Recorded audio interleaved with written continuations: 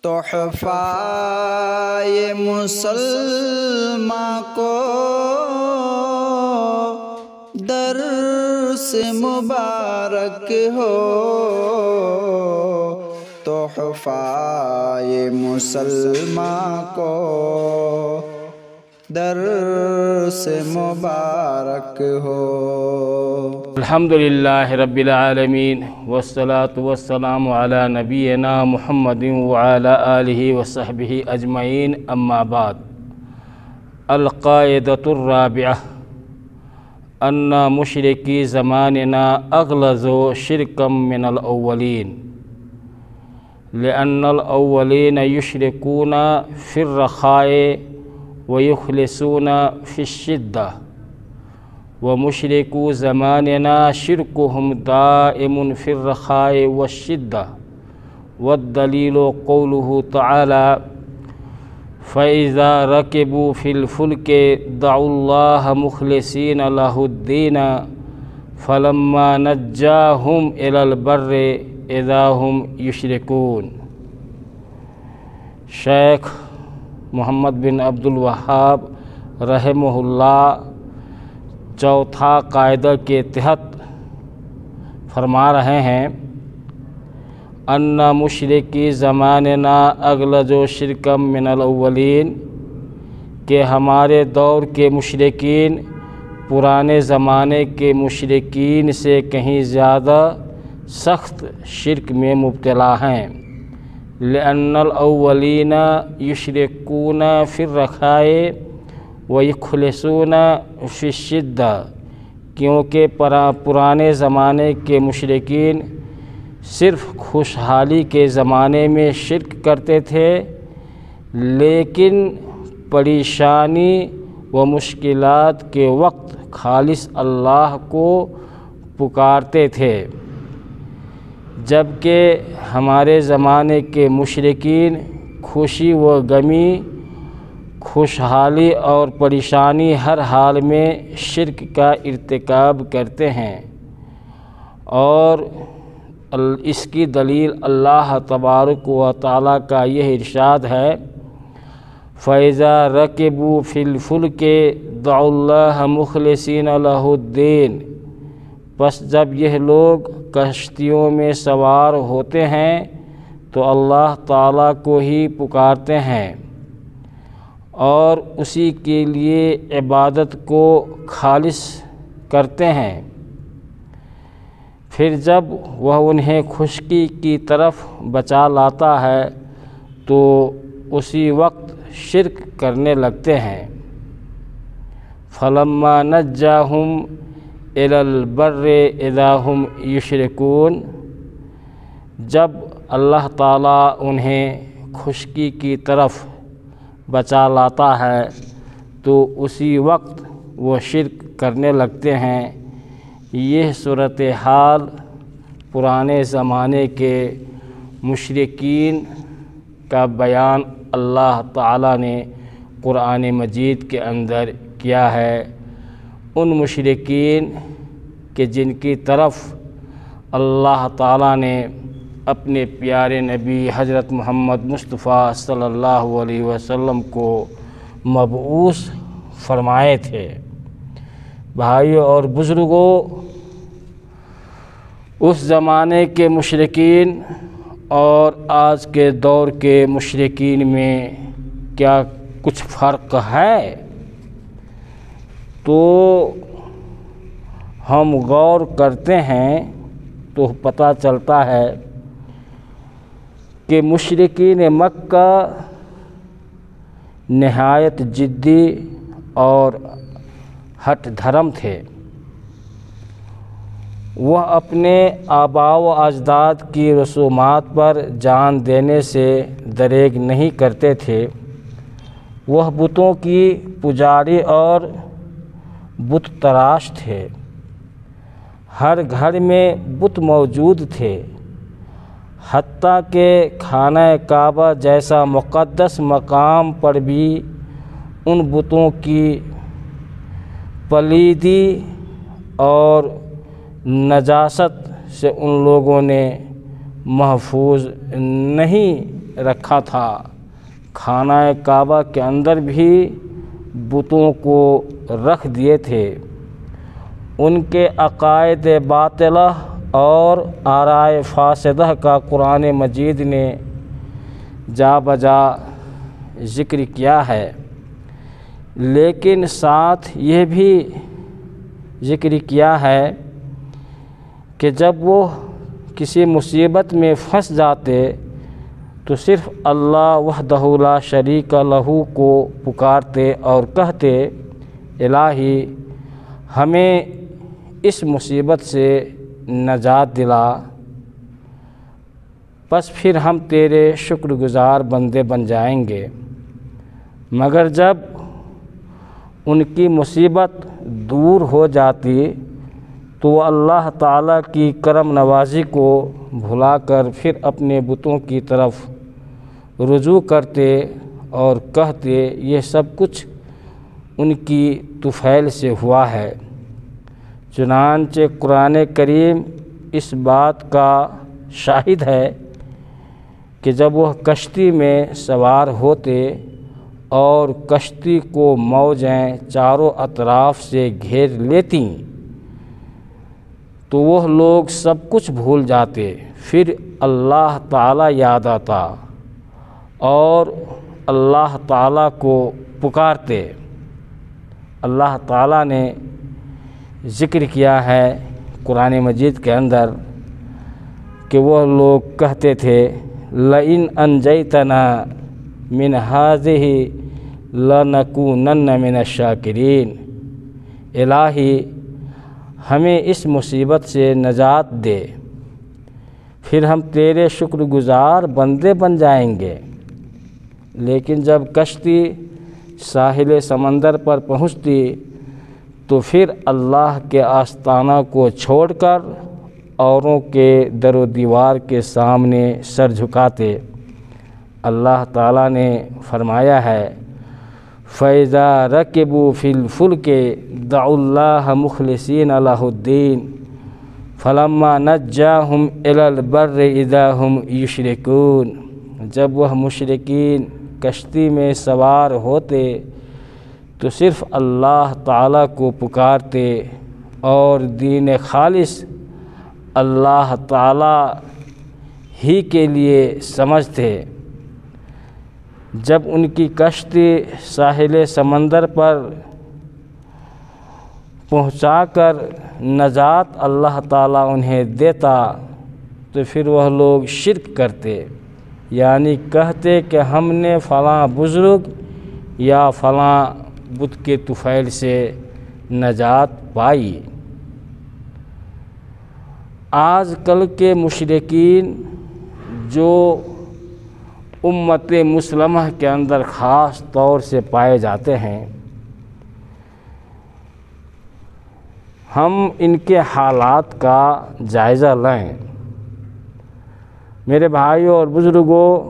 ہمارے زمانے کے مشرکوں کا یہ حال ہے کہ جب کسی مصیبت میں مبتلا ہوتے ہیں تو اللہ کی بارگاہ میں دست دعا پھیلانے اور اغثنی یا اللہ یا حی یا قیوم برحمتک استغیث وغیرہ وظائف اور دعائیں کرنے کے بجائے فرض نمازوں کے بعد صلاۃ غوثیہ کا اہتمام کرتے ہیں، جو قبلہ رخ ہونے کے بجائے بغداد کی طرف رخ کر کے نماز پڑھتے ہیں۔ در حقیقت یہ نماز شیخ عبد القادر جیلانی کے نام پر یہ لوگ ادا کرتے ہیں، حالانکہ شیخ عبد القادر جیلانی رحمہ اللہ نے نہ یہ نماز خود پڑھی اور نہ اپنی کتاب بنیۃ الطالبین اور فتوح الغیب وغیرہ میں اس نماز کا ذکر کیا۔ اللہ ہی بہتر جانتا ہے کہ ان لوگوں نے کہاں سے صلاۃ غوثیہ اور صلاۃ رجبیہ وغیرہ کا فرض نمازوں کے ساتھ ٹانکا لگا دیا ہے۔ اگر آج شیخ عبد القادر جیلانی رحمہ اللہ زندہ ہوتے تو